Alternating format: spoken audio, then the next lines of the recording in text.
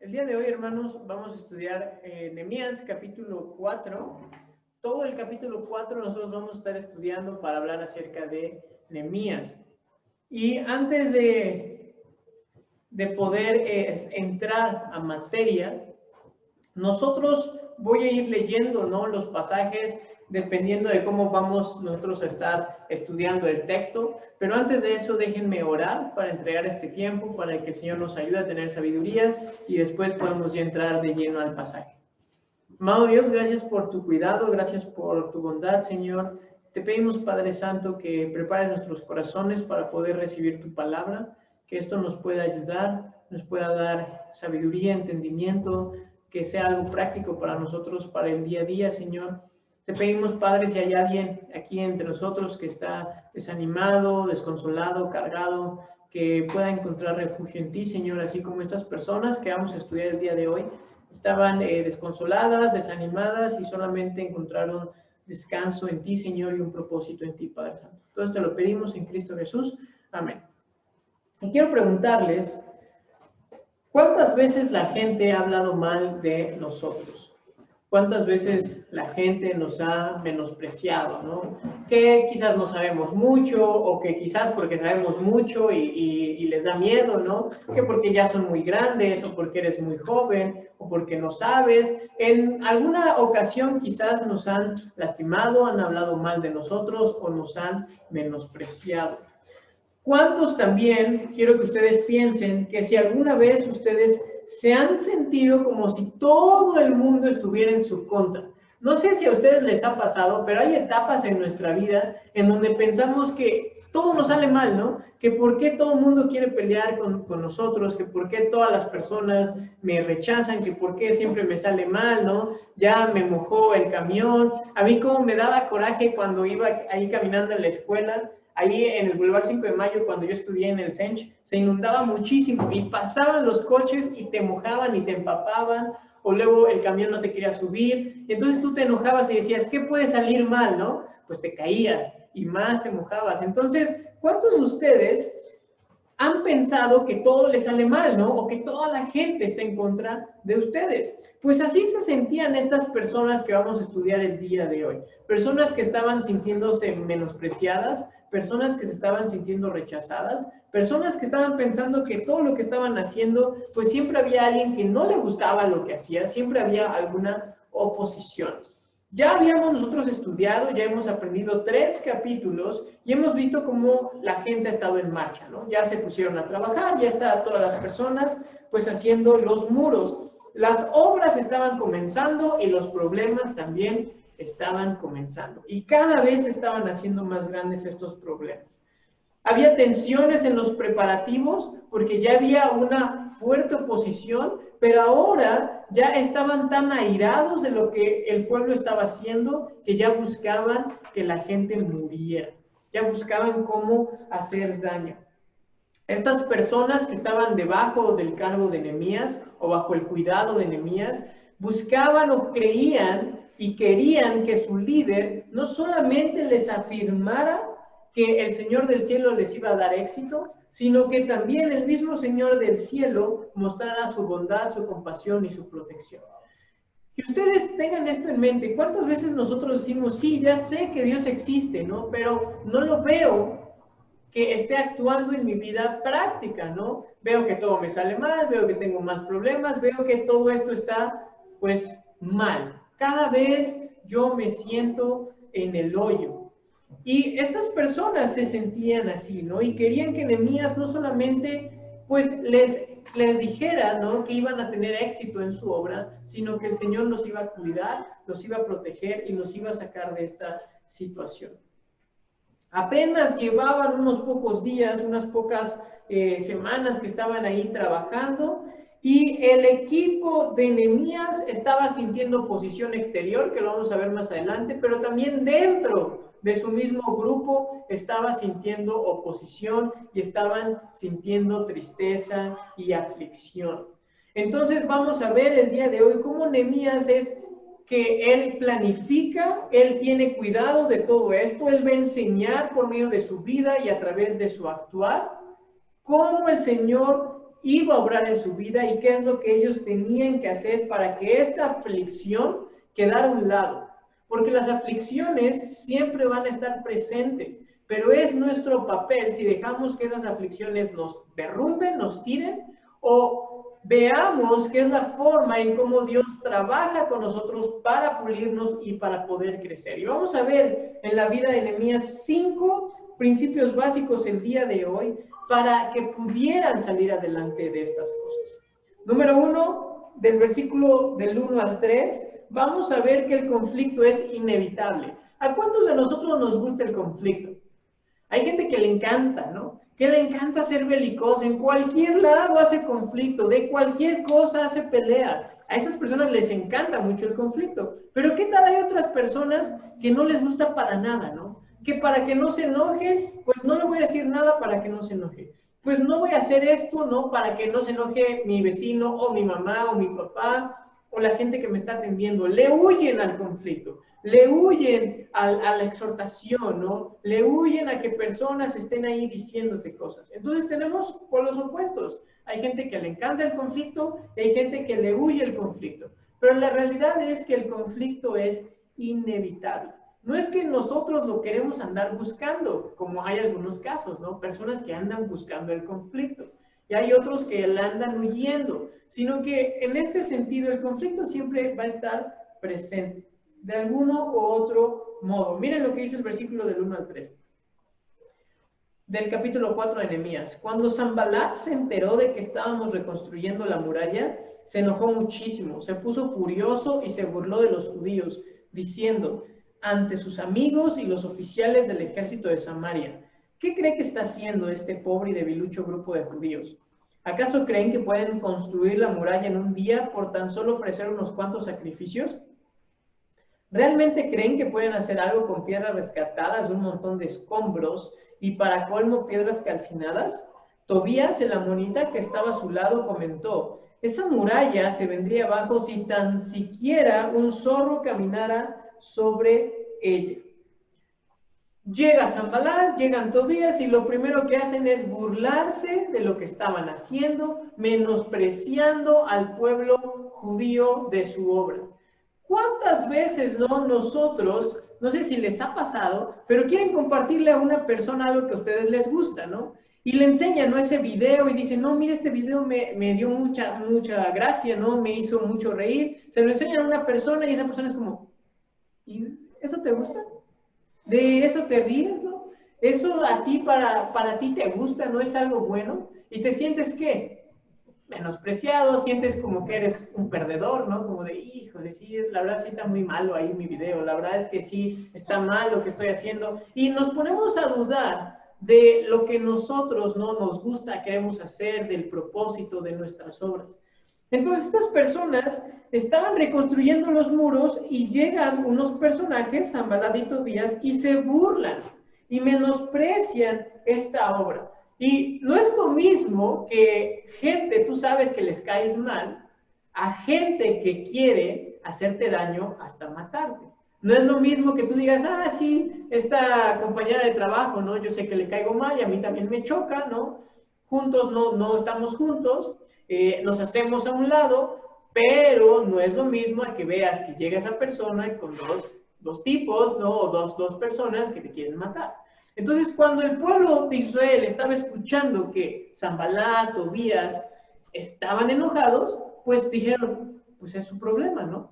Allá ellos están enojados. Pero cuando levantan la vista y miren lo que dice el pasaje, que está Sanbalat con sus amigos y oficiales del ejército de Samaria, o sea, cuando ya se dan cuenta que hay todo un ejército que los quiere matar, ahí sí cualquiera correría, ¿no? Huiría. Y entonces estas personas traen todo un ejército para poder imponer al pueblo judío y que ellos hicieran a un lado todo esto que estaban haciendo. Es interesante ver cómo por medio de estas burlas menosprecian a la gente diciendo: este pobre y debilucho grupo de judíos. Descalifican sus planes porque dicen: ¿cómo es posible que en un día, ¿no?, por tan solo ofrecer unos sacrificios van a querer construir todo eso? Cuestionan sus motivaciones, sus intereses y quieren enfriar su entusiasmo. Hermanos, esto lo van a vivir en todo el tiempo de su historia. No porque nosotros no estemos construyendo murallas, muros, no quiere decir que personas nos hagan menos, no quiere decir que personas no enfríen nuestro entusiasmo, no quiere decir que la gente no esté diciendo o poniendo en duda, ¿no?, nuestra motivación. ¿Cuántos de ustedes, no, con su familia o con personas cercanas, cuando dijeron, no, es que voy a ir a la iglesia, ¿y a poco ya eres cristiano, no? ¿Y a poco ya es? ¿Y qué es eso, no? Si tú, no, hombre, si tú eras, ¿no? A la mamá, ¿no? Que llega el hijo a la iglesia y la mamá dice, no, pero si tú eres bien travieso, ¿no? Pero si a ti te gustaba la bebida, ¿no? ¿Cómo es ahorita que ya no tomas, ¿no? ¿Cómo por qué? Pero tú eres un enojón de primera. ¿Y cómo es posible que ahora ya sientes tu paz? Y que ahora ya das paz, ¿no? Si en cualquier momento tú quieres hacer un conflicto, entonces la gente menosprecia tu motivación, tu intención, las ganas que le estás echando, y es más, hasta exageran las cosas. Miren lo que dice el pasaje. ¿Realmente creen que pueden hacer algo con piedras rescatadas de un montón de escombros y para colmo piedras calcinadas? O sea, las piedras sí estaban en mal estado, pero no tanto como para que no se pudiera hacer algo. Pero estas personas exageran. ¿Todo para qué? Para que se hiciera a un lado esta obra. Todo, hermanos, todo el que esté dispuesto a trabajar para la obra de Dios, para su nombre, dispuestos a ser sus seguidores fieles, siempre vamos a tener oposición. Lo interesante es que el apóstol Pablo, ahí en sus cartas, siempre menciona que aunque hay sufrimiento, siempre hay un gozo en medio de esas tribulaciones. Y eso es parte de la marca del cristiano para ser ¿qué? Como Cristo. Así como Cristo sufrió y padeció por nosotros, ¿no? Que Él era inocente, que Él no era como nosotros, ¿no? Que Él no estaba ahí mintiendo a cada rato, que Él no buscaba solamente para su bien. ¿Cuántos de nosotros somos egoístas, ¿no? ¿Cuántos de nosotros seguimos mintiendo, seguimos teniendo ciertos hábitos que sabemos que están mal, pero no los queremos dejar? Pues así no es Jesús, y esa persona sufrió por nosotros. Pero cuando está ahí Pablo en el camino a Damasco y queda ciego, él se da cuenta que tiene que sufrir, tiene que padecer, como lo hizo su maestro. No porque, y esto es interesante, no debemos de tener una mentalidad de víctima, decir, ya soy cristiano, todo me va a ir mal. Ya soy cristiano, siempre voy a sufrir. No, sino que en medio del sufrimiento vamos a encontrar consuelos, porque hermanos, todas las personas sufren. El ateo, el católico, el mormón, el testigo de Jehová, el que dice que es libre pensador, el que le dice que cree en los ovnis, el que sea, todas las personas sufren. Pero ¿quieres sufrir solo o quieres sufrir con la ayuda de Cristo? Solo hay esos dos polos. Todas las personas sufren, así que cuando la gente viene y me dice, es que ahora que soy cristiano siento que tengo más problemas, no, el problema es que tú crees que a la hora de ser cristiano tus problemas se van a quitar, y entonces ahora, todos esos problemas que ya venías acarreando, todos esos problemas que ya existían, ahora como dices creer en Cristo, crees que desaparecen. Pues no, cambia tu manera de vivir. Eso es lo que nos pide Dios. Pero entonces estas personas, aunque estaban sufriendo, ellos sabían que su obra iba a ser más grande. Y Pablo lo dice ahí, sobre todo en Romanos, enfatizando que es necesario que suframos un poquito, pero después vamos a recibir, ¿qué? Una gloria demasiado grande. Y entonces en medio del dolor podemos estar tranquilos, tener paz. Entonces siempre va a haber oposición. Pero ¿qué nos dice el versículo del 4 al 9? Punto número 2. La oración como un factor crucial. Dice así los versículos del 4 al 9. Entonces oré, escúchanos Dios nuestro, porque se burlan de nosotros, que sus burlas recaigan sobre sus propias cabezas y que ellos mismos sean llevados cautivos a una tierra extraña. No pases por alto su culpa, no borres sus pecados porque han provocado tu enojo delante de los que construyen la muralla. Por fin se completó la muralla alrededor de toda la ciudad hasta la mitad de su altura, porque el pueblo había trabajado con entusiasmo. Sin embargo, cuando Sanballat, Tobías, los árabes, los amonitas, los asdodeos, se enteraron de que la obra progresaba y que se estaban reparando las brechas en la muralla de Jerusalén, se enfurecieron. Todos hicieron planes para venir y luchar contra Jerusalén y causar confusión entre nosotros. Así que oramos a nuestro Dios y pusimos guardias en la ciudad y día y noche para protegerlos. La siguiente sección de este relato de Nehemías empieza con una oración por su pueblo, pero termina con una oración en comunidad. Y vamos a ver por qué. Número uno, porque este líder, Nehemías, ora. No porque tenga una posición, ¿no?, diferente a otros, significa que no necesita también la ayuda de Dios.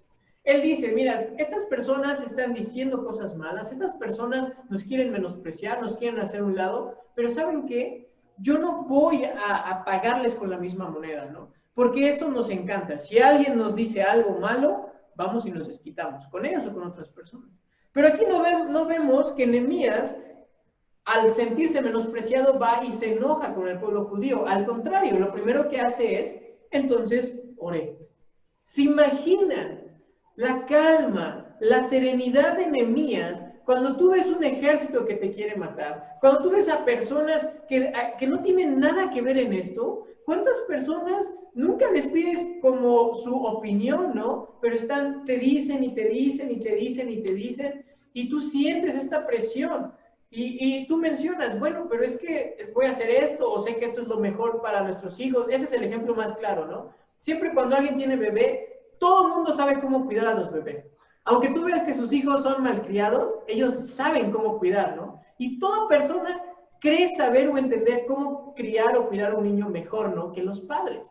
Pues nadie se puede meter a la hora de cómo criar a sus hijos, porque es responsabilidad de quién, de los padres. Podemos ayudar, podemos dar consejos, sí, pero todas las personas creen que tienen ahora sí autoridad, ¿no?, para regañar, para decir, para esto, para el otro. Y no es así. Lo mismo pasa con estas personas, Sanballat, los árabes, es más, hasta se reúnen más, ¿no?, los amonitas y los asdodeos. No tienen nada que ver aquí con Jerusalén, pero a fuerza quieren el pleito. Pero Nehemías, al ver todo esto, él dice, ¿saben qué? Yo voy a orar. ¿Cuántos de nosotros, y yo lo digo porque yo podría hacer todo menos Nehemías en esos momentos, ¿no? En esos momentos cuando estoy en el tráfico y veo que alguien se me mete y por poco me choca, créanme, lo menos que hago es decir, voy a orar por él. Como Nehemías, no pasa nada, tú pégame, ¿no? Ahorita oro por ti. Pero Nehemías, por eso esto es algo digno de imitar, ¿no? Nehemías, a pesar de todo, dice, entonces oré. Pero eso sí, vean cómo ora Nehemías. Escúchanos, Dios nuestro, porque se burlan ¿de qué? De nosotros. Y quiero mostrar tres aspectos ahorita en la vida de oración de Nehemías o en este pasaje. Número uno, Nehemías ora con honestidad. Él realmente se siente furioso. Vean cómo él dice, que sus burlas recaigan sobre sus propias cabezas y que ellos mismos sean llevados cautivos a una tierra extraña. Obviamente, ¿no? Nehemías sigue siendo prudente. Nosotros hubiéramos dicho como, Nehemías, no inventes, no te pases. Ya le hubiera dicho un buen de cosas, ya le hubiera maldecido, yo hubiera dicho un chorro de cosas. Y Nehemías dice, dentro de todo su enojo, él dice que sus burlas recaigan sobre ellos y llévatelos, ¿no? Llévatelos a otra tierra extraña. Nehemías estaba siendo honesto con Dios en su oración. Nehemías sentía indignación, sí, porque se están burlando de la obra de Dios prácticamente. Pero él estaba siendo honesto con Dios. Muchas veces nosotros no llevamos esos sentimientos a Dios y lo único que hacemos es retenerlos y eso se hace una raíz de amargura. Ahorita en un ratito más vamos a ver acerca del enojo. Pero Nehemías es honesto y dice, ¿sabes qué, Dios? Me molesta, estoy furioso, ¿no?, de que estas personas se estén burlando. Pero se lo lleva a él. Él no se lo dice al pueblo. ¿Para qué? Para que entre ellos hagan ahí una revuelta y todos se peleen. No, él le dice a Dios cómo se siente. Siempre da mejores resultados ser honestos con Dios, porque Él va a ayudar a encauzar esos sentimientos. Pero siempre debemos de ser honestos. Número 2, Nehemías ora de forma apasionada. Miren lo que dice el versículo 5, no pases por alto su culpa, no borres sus pecados, porque han provocado tu enojo delante de los que construyen la muralla. Esto en una manera técnica, ¿no?, se le conoce como una oración imprecatoria. O sea, este Nehemías, este personaje, está orando para que sus enemigos, ahora sí, para que Dios les callara la boca a sus enemigos, ¿no? Es una oración apasionada en donde le dice, ¿sabes qué, Dios? Ni siquiera le quita sus pecados porque se están burlando de ti. Están siendo desobedientes, están siendo rebeldes, están oponiendo a tu obra. Y Nehemías no quiere que eso sea pasado por alto. Muchas veces pensamos que enojarnos está mal, ¿no? A veces la gente no nos deja ser eso, personas. ¿Está mal enojarnos? No, no está mal porque tenemos sentimientos. Es más, Jesús se enojó. ¿Recuerdan cómo Jesús estaba 100% en contra del legalismo? Y cómo le decía a los fariseos y a los saduceos y a los escribas, es que ustedes son ciegos, es que ustedes son sepulcros blanqueados. O sea, Jesús no les dice, ay, fariseos, te falta amor, ¿no? No, Él les dice, ¿saben qué? Ustedes son de su padre el diablo. ¿Se imaginan a Jesús en ese momento? Muchas veces nosotros hacemos a Jesús como una persona demasiado débil. Y decimos, ay Jesús, ¿por qué hablas de una forma como tan fuerte? Y más ahora, ¿no? De mi generación para abajo, ahora se le conoce como la generación de cristal, porque no les puedes decir nada, porque se enojan. Y porque yo lo veo con la generación de mi hermano, ¿no? Yo nada más le llevo 10 años. Pero los niños dicen, pues me quejo con el DIF, pero me voy de mi casa. Pero, ¿y tú quién eres? Yo no te pedí nacer. Y todo les molesta, todo les afecta y todo lo ven mal. Son tan de cristal, ¿no? Y entonces, Jesús, muchas veces lo plasmamos de esa forma, ¿no? De que Jesús es, ay, Jesús es tan chiquito, tan pequeño, está lleno de amor que no hace eso. Y Él va con los mercaderes del templo, avienta sus mesas, o sea, no crean que dice, a ver, ¿me prestas tu mesa?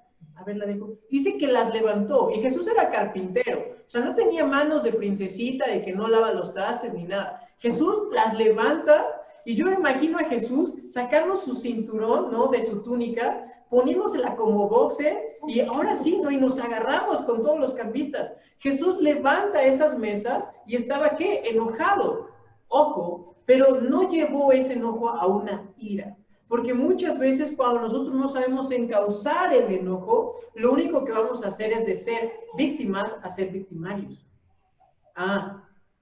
Como estoy tan enojado, entonces ahora yo voy a ser agresor. Me siento agredido y ahora tengo que ser agresor. Y eso es solamente un mecanismo que nosotros hacemos de defensa para decir, si tú puedes, yo también puedo. ¿Cuántas veces ustedes han visto en sus relaciones familiares, en sus relaciones laborales, también se ve mucho esto, en sus relaciones más como cercanas de amigos, alguien dice algo y no te parece y le tienes que contestar para no quedarte callado? Se están peleando, hay personas, parejas, y siempre alguien quiere tener la última palabra. ¿Por qué? Porque el que tiene la última palabra cree que ganó. Entonces, muchas veces, cuando nosotros estamos tan enojados, nos sentimos ofendidos, pero después pasamos a ser agresores. Y eso está mal. Entonces, ¿el enojo es malo? No. El problema es cuando eso nos lleva a irarnos, cuando eso nos lleva, ahora sí, a nosotros lastimar, agredir a otras personas. Y eso lo podemos ver ahí en Marcos capítulo 3, versículo 5, Marcos capítulo 11 y en Efesios 4, 26, en donde Pablo enfáticamente dice, tengan este enojo, pero no pequen. No pequen. Entonces, ¿es malo este enojo? No, pero cuando no lo llevamos a la fuente correcta, cuando no lo sacamos de una forma correcta, se empieza a hacer una raíz en nuestro corazón y nos contamina. Y entonces nos volvemos personas amargadas, nos volvemos personas que solamente estamos lastimando a todas las personas. Entonces, Nehemías es honesto, es apasionado, porque sabe con quién encauzar su enojo. ¿Nos vamos a enojar? Sí, nos vamos a enojar, pero lo debemos de llevar ¿a quién? A Dios, para que encauce ese sentimiento. Sacarlo, para que entonces Él se haga cargo de eso, para que Él haga justicia, para que Él nos sane, para que Él nos restaure, y entonces nosotros, ¿no qué? Lastimemos a otras personas, no hagamos daño a otras personas. Por eso Nehemías es honesto con Dios. Nehemías aquí está enojado. Ahora, esta oración es una oración descriptiva del sentimiento de Nehemías. No es prescriptiva. No significa que siempre cuando oremos tengamos en nuestra mente, híjole, aquí está mi vecino que me cae mal, que no levanta la popó de sus perros, ¿no? Que siempre tira la basura. Y siempre en cada oración queremos sacar estas oraciones, no imprecatorias, como que ese sea el único modelo. No, no es una oración prescriptiva. Nehemías no está diciendo aquí, tienen que orar siempre así. No. Está describiendo aquí Nehemías, y el libro de Nehemías nos está describiendo cómo Nehemías encausa ese enojo, cómo él va a la fuente, es honesto, y entonces Dios, ¿qué? Le pone la perspectiva correcta. Entonces, nuevamente, esta oración no es prescriptiva, es descriptiva de cómo se sentía Nehemías. Y termina el pasaje diciendo, versículo 9, así que oramos a nuestro Dios y pusimos guardias en la ciudad día y noche para protegernos. El líder ora, pero también el pueblo ora. Nehemías, al ser ejemplo para el pueblo se da cuenta que si es cierto, ¿no? Sí tenemos que orar.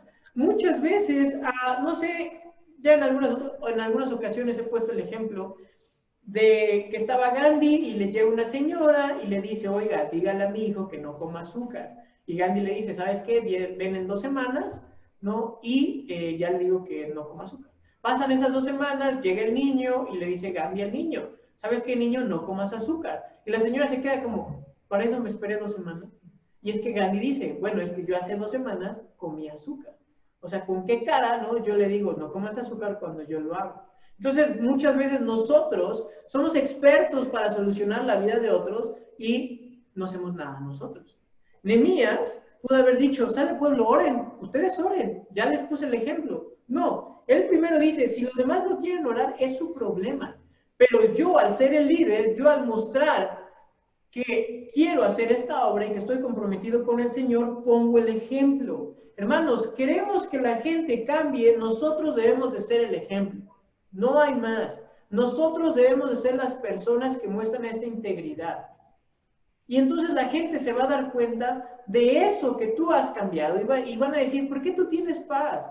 ¿Por qué tú te sientes así? ¿Por qué veo que tú estás sonriente? Pues porque tú estás poniendo el ejemplo. Entonces el pueblo ora y se da cuenta que esa es la mejor forma en cómo ellos pueden, entre paréntesis, ¿no?, ganar esta batalla contra los árabes, contra Sanballat, contra Tobías y los amonitas. Están plenamente convencidos de su necesidad de orar.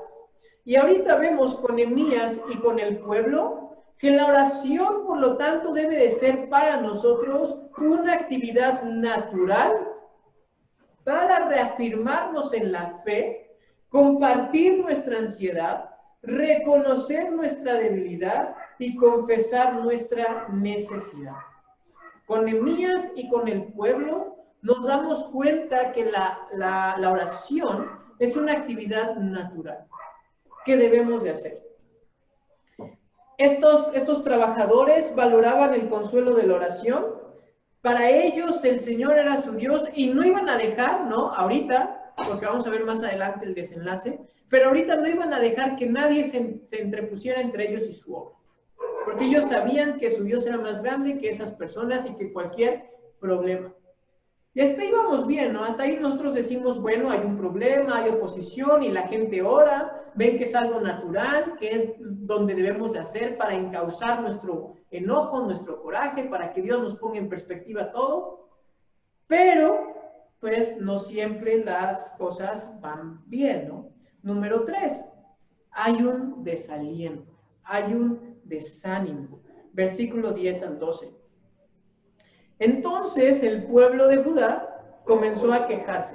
Y me encanta el contraste del versículo 9 al versículo 10, porque muchas veces nosotros somos así. Muchas veces leemos estas historias y creemos que los personajes de la Biblia están tan alejados a nosotros, que están alejados no solamente por tiempo, sino por personalidad, por carácter, que esto es algo más, ¿no? Pero el pueblo en el versículo 9 está orando y en el versículo 10, ¿qué? Se queja. ¿No? Como una especie de bipolaridad. ¿Cuántos de nosotros no hemos escuchado a personas o conocemos a personas que primero te dicen sí, luego ya no? Que prometen algo y luego ya no lo cumplen. Que vemos, ¿no?, que en la iglesia están un mes y llegan temprano y 6 meses se van. Ya no existen.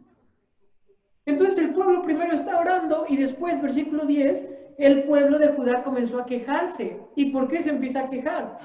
Los trabajadores se están cansando y los escombros que quedan por sacar son demasiados. Jamás podremos construir la muralla por nuestra propia cuenta. Versículo 11, mientras tanto,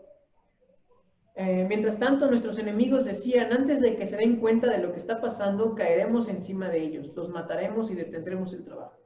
Los judíos que vivían cerca de los enemigos venían y nos decían una y otra vez, llegarán de todos lados y nos atacarán. Viene el desánimo, viene el desaliento. Y Nehemías trata de entender esta situación desde tres perspectivas diferentes. Número uno, ve cuál es la medida del desánimo. ¿Por qué la gente se estaba desanimando?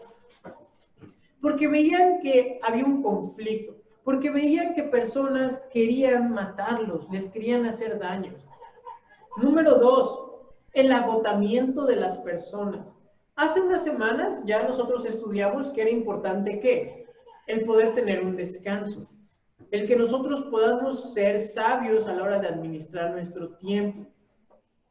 Y aquí estas personas, pues quisieron hacerlo muy rápido, quisieron hacerlo de forma muy precipitada, que dicen que ya se estaban, ¿qué? Cansando.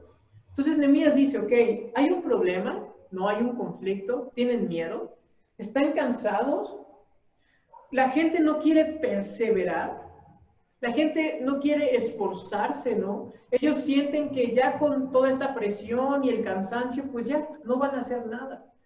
¿Cuántos de nosotros, hermanos, al primer problema queremos dejar todo a un lado? Queremos hacer todo a un lado. Y esto sobre todo cuando yo he trabajado consejerías con parejas, sobre todo con parejas recientes, ¿no? Que llevan 1 año, 2 años. El primer problema ya se quieren dejar. Y tú dices, no has entendido que deben de aprender, ¿no? A cómo desarrollar las habilidades para manejar el conflicto, la comunicación. Y entonces al cualquier problema ya quieren botar todo. A mí me sorprendía cuando yo estaba aprendiendo a tocar la guitarra, mi papá me dijo, ¿sabes qué? Mínimo vas a estar 1 año. No te voy a meter a clases de guitarra si no estás 1 año. Y si estás en ese año y el mes te das cuenta, ¿no? Que no quieres hacer eso, ni modo, te aguantas, porque tuviste un compromiso de estar ahí 1 año, te guste o no. Y los primeros meses, cuando ves que tus dedos empiezan así a pelar, cuando te duele, ¿no? De estar practicando, cuando a veces te empieza a salir un poquito de sangre y todo lo que tocas te duele. Si te lavas las manos, cuando tú tocas y te lavas las manos, como está caliente tu mano y se enfría, sientes como que se entume. Y todos esos dolores, yo decía después del mes, pues, ¿para qué, no? Ya hay gente que sabe tocar y si quiero que alguien toque, pues los contrato o les digo que me ayuden. Entonces yo veía que ese dolor como que no era necesario, ¿no? ¿Para qué hacer las cosas? ¿Cuántas veces nosotros nos cuesta trabajo esforzarnos porque vemos que ya están las cosas difíciles y no perseveramos? Ustedes van a ver, hermanos, que no sabemos de aquí a cuánto tiempo el Señor nos permita estar haciendo esto. Pero ustedes van a ver cómo va a haber gente que va a llegar a la iglesia, que se va a conectar en este tiempo, ¿no? Que después ya no se va a conectar, que un día lo vamos a ver y después ya no lo vamos a ver. Y eso es normal, porque la perseverancia es solamente para aquellas personas maduras en la fe, que se dan cuenta que van a venir los problemas, pero que tienen a Dios de su lado, que ellos pueden encontrar en Él este consuelo, este refugio, y van a perseverar. Estos trabajadores estaban cansados, pero ya no querían perseverar. Ya creían que sus problemas eran demasiado grandes, ¿no? ¿Recuerdan cómo ellos habían tenido el favor de Dios y el favor del rey para hacer esta construcción? Cuando ya en una ocasión, cuando quisieron reconstruir estos muros, el rey les dijo que no. Y ahora sí. Y yo se los comentaba que un rey cambiara de opinión era muy escandaloso y esto era por obra de Dios. Hemos visto tantas cosas, Dios nos ha ayudado de formas tan grandes que con un pequeño problema nos ahogamos y decimos, ya Dios, ya me dejaste, ya me abandonaste, ya de seguro ya no me quieres, ya no me amas. Entonces nosotros necesitamos desarrollar la perseverancia si decimos ser seguidores de Jesús. Porque recuerden que Jesús dice que el camino es estrecho. Recuerden que el Señor Jesús dice, no les ora al Padre y les dice, no te pido que los saques del mundo o que no tengan problemas, sino que en medio de eso tengan paz, la paz que yo les voy a dar. Entonces, si nosotros vemos que las cosas son demasiado difíciles, si nosotros vemos como que se nos pide mucho esfuerzo, mucho compromiso, esto no es para ustedes, hermanos. Esto no es para ustedes. Vayan y jueguen al mormón, vayan y jueguen al católico, vayan y jueguen a lo que sea. Esto no es para ustedes, porque el camino, el ser seguidor de Cristo cuesta y te puede costar hasta tu vida, pero la bendición va a ser más grande que en cualquier otro lugar. Porque aquí es donde encontramos la salvación, la sanidad, el consuelo, una comunidad de fe. Pero estas personas, Nehemías se da cuenta que ya no quieren perseverar, que les está olvidando quién es el que está detrás de todo esto. Y número 3, pues también hay temor por el qué le van a hacer a las familias. Versículo 13. Puse a la gente por familias, 12, los judíos que vivían cerca de los enemigos venían y nos decían una y otra vez, llegarán de todos lados y nos atacarán. Entonces Nehemías se da cuenta cuál es la crisis y entonces empieza a hacer ¿qué? Un plan. Y eso nos pasa a nuestro punto número 4. La unión es vital. Versículos del 13 al 20. ¿Qué dice? De manera que coloqué guardias armados detrás de las partes más bajas de la muralla, en los lugares más descubiertos. Puse a la gente por familias para que hiciera guardia con espadas, lanzas y arcos. Luego, mientras revisaba la situación, reuní a los nobles y a los demás del pueblo y les dije, no le tengan miedo al enemigo, recuerden al Señor, quien es grande y glorioso, y luchen por sus hermanos y sus hijos, sus hijas, sus esposas y sus casas. Cuando nuestros enemigos se enteraron de que conocíamos sus planes y que Dios mismo los había frustrado, todos volvimos a nuestro trabajo en la muralla. Sin embargo, de ahí en adelante, solo la mitad de los hombres trabajaba mientras que la otra mitad hacía guardia con lanzas, escudos, arcos y cotas de maíz. Los líderes se colocaron detrás del pueblo de Judá que edificaba la muralla. Los obreros seguían con el trabajo, sosteniendo con una mano la carga y con la otra un arma. Todos los que construían tenían una espada asegurada a su costado. El que tocaba la trompeta quedó conmigo para tocar al arma. Entonces les expliqué a los nobles, a los oficiales y a todo el pueblo lo siguiente. La obra es muy extensa y nos encontramos muy separados unos de otros a lo largo de la muralla. Cuando oigan el sonido de la trompeta, corran hacia ese lugar donde ésta suene. Entonces nuestro Dios peleará por nosotros. Si la historia hubiera terminado en el capítulo 12, en el versículo 12, yo también me hubiera deprimido, ¿no? Pues ya, todo está mal, hay un desánimo, pues ya no podemos hacer nada. Pero Nehemías, ahí donde ve una crisis, él ve una oportunidad para crecer. Hermanos, los problemas son esos, son oportunidad para crecer. Hay mucha gente que podemos admirar, hay mucha gente que podemos ver que logra muchas cosas. ¿Y ustedes creen que nada les costó? Claro, implica un sacrificio, implica un coste. Entonces estas personas estaban desanimadas, pero donde Nehemías estaba viendo una crisis, o donde el pueblo veía una crisis, Nehemías veía una oportunidad para crecer, para afianzarse, para ser o volverse más unidos. Por eso la unión es esencial. Y Nehemías hace algunas cosas. Número 1, sitúa a la gente de forma estratégica para asegurarse de que las partes más vulnerables de la muralla queden, ¿qué? Protegidas. Nehemías hace un plan. ¿A cuántos de nosotros nos cuesta trabajo organizarnos, hacer un plan? Creemos que las cosas se solucionan con el tiempo, ¿no? Creemos que las cosas se solucionan con ahí se va. Necesitamos planear, necesitamos organizar. Si vemos que hay problemas, ok, necesitamos sentarnos con calma, reflexionar y ver cuáles son las oportunidades de crecimiento, ver qué puedo yo hacer. Hay cosas que están fuera de nuestro alcance, pero las cosas que están en nuestro alcance es donde nosotros debemos de actuar. Entonces Nehemías planea, ve que hay una crisis y dice, si el problema es la seguridad o el temor, entonces voy a poner de forma estratégica en las partes más vulnerables a personas en donde puedan, ¿qué? Proteger. Ustedes recuerden en cuántas ocasiones ¿Cuántas malas decisiones se hubieran ahorrado si tan solo hubieran planeado? Si tan solo ustedes hubieran tenido en perspectiva las consecuencias o las cosas que iban a venir. Nehemías tenía todo calculado y dice, vamos a poner gente, número 1, en las zonas que son vulnerables. Número 2, Nehemías hace un cálculo de las posibilidades con lo que ¿qué? Con lo que cuenta. Pone gente por familias para que hiciera guardia con espadas, lanzas y arcos. Dice Nehemías, lo que más tenemos son familias, no están todas las familias completas, pues vamos a poner ese bloque de familias. No las vamos a separar, no vamos a decir, los más grandes aquí, o los más fuertes, o los más vulnerables en este lugar. Vamos a ocupar los recursos con los que contamos. ¿Cuántas veces nosotros le pedimos a Dios muchísimas cosas y cuando Dios ya ha provisto de esas cosas, pero no hacemos recursos de eso? ¿Por qué? Porque pensamos que todavía nos falta algo. A veces decimos, es que Dios, cuando pase esto, ahora sí yo ya me voy a comprometer. Como si condicionáramos a Dios, ¿no? Cuando ya nos dio mente, ¿no? Yo espero que todos ocupemos nuestra mente, nuestra razón, cuando Él ya nos ha dado voluntad, nos ha dado fuerzas, donde gracias a Dios podemos tener todas nuestras extremidades, pero siempre ponemos excusas. Entonces Dios ya ha dado estos recursos.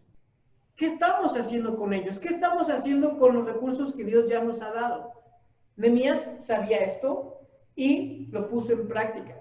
Número 3, también comparte su fe a los demás. Miren lo que dice el versículo 14. Revisaba la situación, me reuní con los nobles y con los demás pueblos y les dije, no tengan miedo al enemigo, recuerden al Señor, quien es grande y glorioso.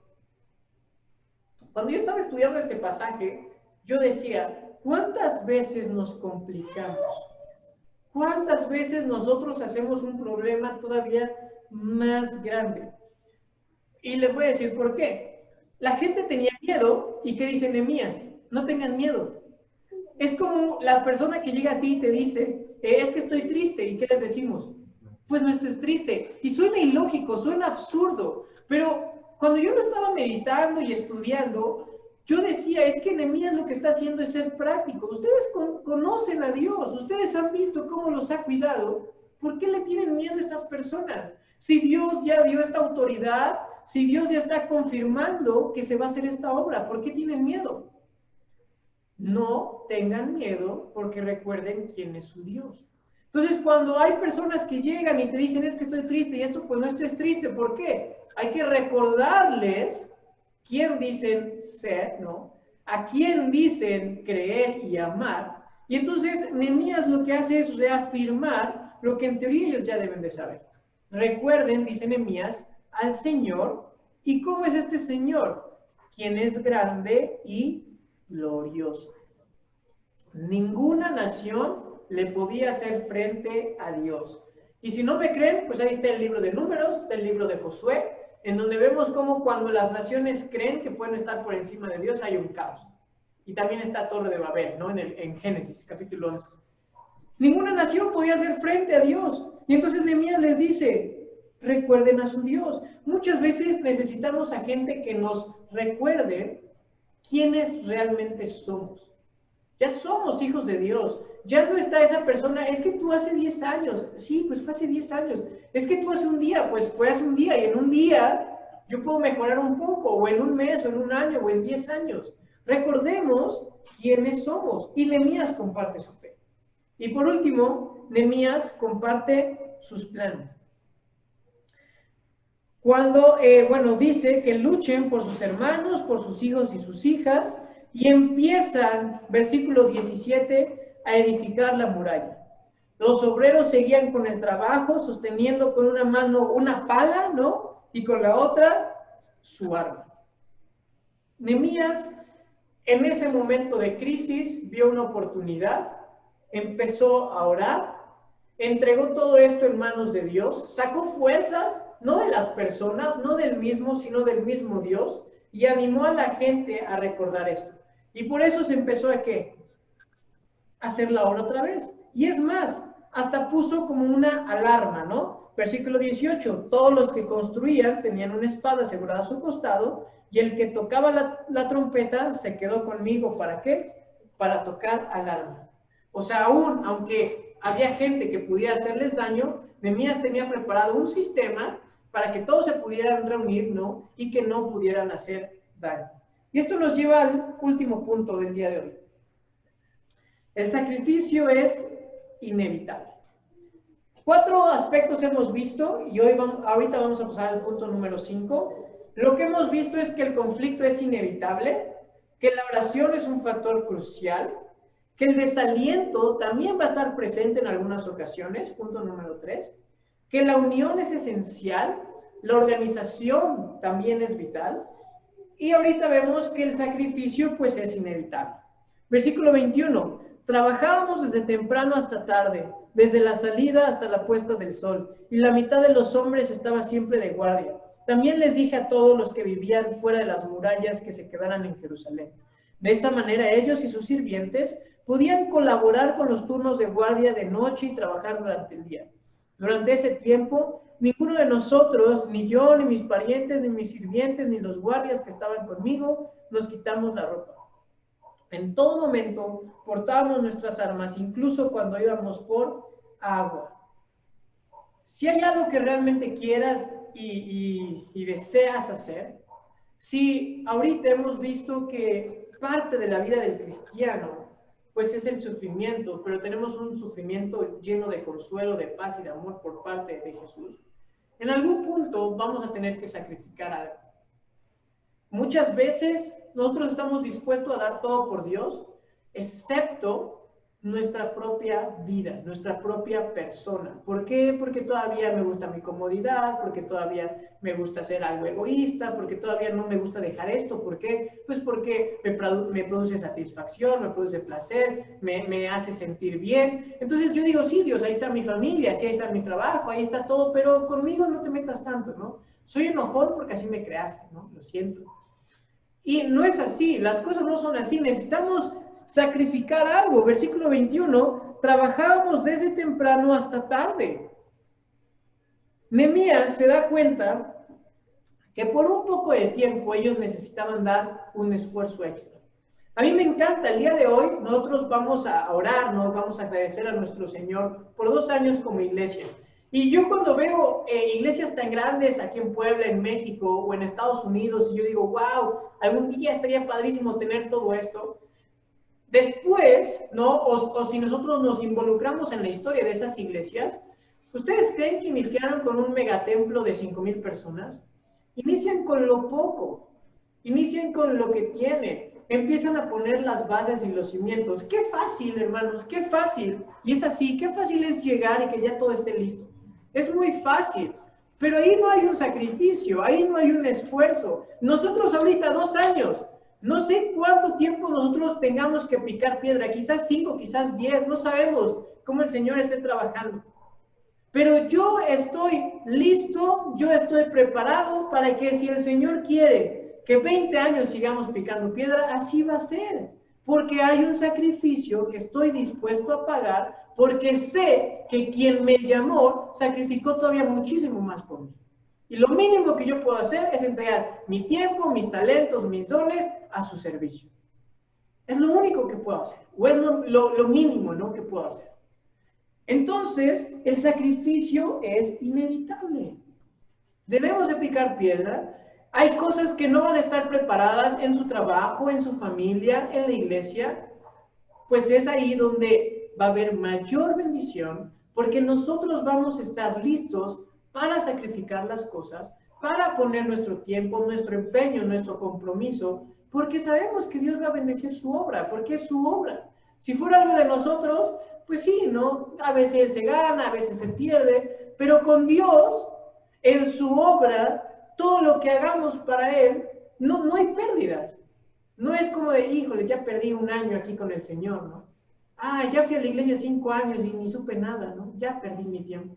Con el Señor no hay ninguna pérdida. Es más, si ustedes hacen un poco de, le echan un ojo a la historia de la iglesia, no solamente a Hechos, al libro de Hechos, sino a la historia de la iglesia. 1500 años antes, ¿no?, de la Reforma, todo el tiempo después de que inicia la iglesia primitiva en Hechos hasta la Reforma y un tiempo después, lean algunas biografías. Hay personas, por ejemplo, yo no sabía, y no sé si ustedes sabían, pero Juan Calvino, cuando hizo su institución, una institución que ha ayudado a muchas personas, que ha dejado muchos cimientos, muchas bases, lo hizo cuando él tenía problemas renales y cuando estaba siendo diagnosticado con tuberculosis. Entonces, ahí en medio de ese dolor, en medio de ese quebrantamiento, él estaba escribiendo. Lo mismo con Pablo, ¿no?, que siempre tenía un aguijón, que en realidad no sabemos qué sea eso, pudo haber sido una enfermedad, algo físico, no sabemos, pero siempre tenía presente esto. Spurgeon luchaba mucho también con problemas de depresión y con problemas como de diabetes. Entonces, dentro de la historia del cristianismo, la gente sufre y aún así no le importa seguir haciendo la obra del ministerio. ¿Por qué? Porque saben a quién, o más bien hacia quién hacen su obra y quién es el que los va a bendecir. Entonces, el sacrificio va a ser inevitable, y tanto es así que el propio Nehemías dice ahí en el versículo 23, no nos quitamos la ropa, es más, ni para ir a tomar agua. Nada más le faltó decir ni para ir al baño, ni para bañarse. Nehemías estaba preparado, Nehemías estaba listo, y él quería poner el ejemplo. Piensa y medita en estos 5 aspectos que vimos el día de hoy. Tal vez tú estás, ¿no?, en unas primeras etapas en donde ves que el conflicto es inevitable y ya te ahogas con ese vaso de problemas, de dolor, de angustia. Y ya, ¿no? Y dices, se me olvida que debo de orar, se me olvida que tengo que hacer un sacrificio, se me olvida que pues el desánimo va a estar presente, pero Dios es el que me va a dar las fuerzas. O tal vez dices, bueno, en el conflicto ya voy progresando, ¿no? Ya sé que es inevitable, pero a veces se te olvida orar, ¿no? Y siempre estás deprimido. Hay gente que siempre está deprimida y no sabe que es vital orar. O tal vez quizás nos encontramos en el último punto, no sabemos hasta qué punto o hasta qué lugar debemos de sacrificar algo por algo que queremos o algo que Dios nos está pidiendo. Sea cual sea esos casos o las situaciones donde nosotros nos encontremos, quiero terminar este pasaje antes de ir a la aplicación con una conclusión muy sencilla. En la narración del capítulo 4 vemos que está llena de dificultades, peligros, problemas. Pero también en medio de eso está una afirmación de fe. Entonces, no sé en qué punto estemos nosotros, en qué parte o en qué condición, pero lo que sí sé es que en medio de todos esos problemas debemos de afirmar nuestra fe. Y nosotros como comunidad, como iglesia, como una familia, debemos de apoyarnos para eso y ver la suficiencia de Dios en todo este capítulo 4 de Nehemías y en toda la Biblia. Cómo con Dios es suficiente, no necesitamos nada más. Es mentira que necesitas más dinero, es mentira que necesitas un mejor trabajo, es mentira que necesitas una mejor pareja, familia, un mejor hijo, ¿no? ¿Quién no quiere? Quiero cambiar a mis hijos, ¿no? Ahorita veo con quién hago cambio de Sofi, ¿no? El que haga menos lata. Tampoco de cambiar de pareja, tampoco de cambiar de todas las circunstancias. Y creemos que cambiar y el tener mejores cosas, vamos a estar más tranquilos, vamos a ser más felices, vamos a estar plenos. Es mentira. Nada te va a llenar. Siempre va a haber algo que tú vas a sentirte vacío, porque el único que puede llenar es la suficiencia de Dios. Es Dios mismo. Entonces, lo que podemos concluir de este pasaje es que en medio de esos problemas, de ese dolor, recuerda que Dios es justo, que Dios es poderoso, que Dios es soberano y que Dios nunca falla. Y tienes de dos, o lo crees o no lo crees. Si no lo crees, no te preocupes, pero no te quejes. Si lo crees, entonces en verdad cree y aférrate a eso, aférrate a la suficiencia de Dios. ¿Y cómo podemos aplicar este pasaje en 6 cosas? Número 1, sé un ejemplo de integridad como Nehemías. Ya somos como Nehemías, difícilmente, ¿no? Todavía estamos en ese proceso. Yo me comparo con Nehemías y obviamente con diferentes personajes y yo digo, todavía hay un largo tramo que debo de recorrer. Pero mientras, en lo que estamos en ese proceso para hacer a la imagen de Cristo, pues sí debemos demostrar integridad. Con eso que decimos ser, con eso lo que pensamos y con lo que estamos haciendo. Número 2, no olvides lo que Dios ha hecho por ti. Aquí Nehemías les dice, no olviden que ya Dios ya aprobó, ¿no?, la obra, ya con eso sería más que suficiente. No olvides lo que Él te ha dado. No olvides su amor, su cariño, sí, las cosas materiales que Él te ha dado, la vida. No lo olvides. Número 3, recuerda que vas a sufrir oposición. Eso es inevitable. Pero o escuchas a esas personas que te quieren hacer menos, que te quieren lastimar, que te hacen un lado, que te dicen que no vales, o escuchas a Dios que te dice que vales tanto que a su único hijo lo entregó para ti. Imagínate, yo no daría a Sophie por un criminal, ¿no?, que encontramos en la cárcel. Es más, no nos vayamos tan lejos. Con una persona que le miente a su pareja, o que le miente a sus hijos, o que es iracunda, yo no la daría, pero Dios sí. Tanto valemos, tanto somos tan preciados para Él, que sí valemos esa sangre. Entonces, o le haces caso a esas personas o le haces caso a Dios. O tú te empiezas a decir, sí es cierto, sí soy tonto, sí es cierto, no puedo, sí es cierto que yo soy el mismo y esto o el otro, o escuchas a Dios. Punto número 4, nunca olvides para quién trabajas. Aunque tú tengas un trabajo, ¿no?, día a día de oficina, o que estés apoyando en algún ministerio, en algún lugar, o por ejemplo, desde mi caso, ¿no?, que estamos aquí en la iglesia apoyando y sirviendo, nunca olvides para quién trabajes. Todo esto lo hacemos para la gloria de Dios. Y entonces, ¿Dios es qué? Literalmente nuestro jefe. Y si luego en trabajos de oficina queremos quedar bien con nuestro jefe, ¿por qué no queremos hacer las cosas bien para Dios? Es lo que no me explico. Queremos quedar bien con un jefe terrenal que no te ha dado nada, o sea, sí te da un sueldo y te puede dar un aumento, pero Dios que te ha dado todo, lo haces a un lado, lo ignoras.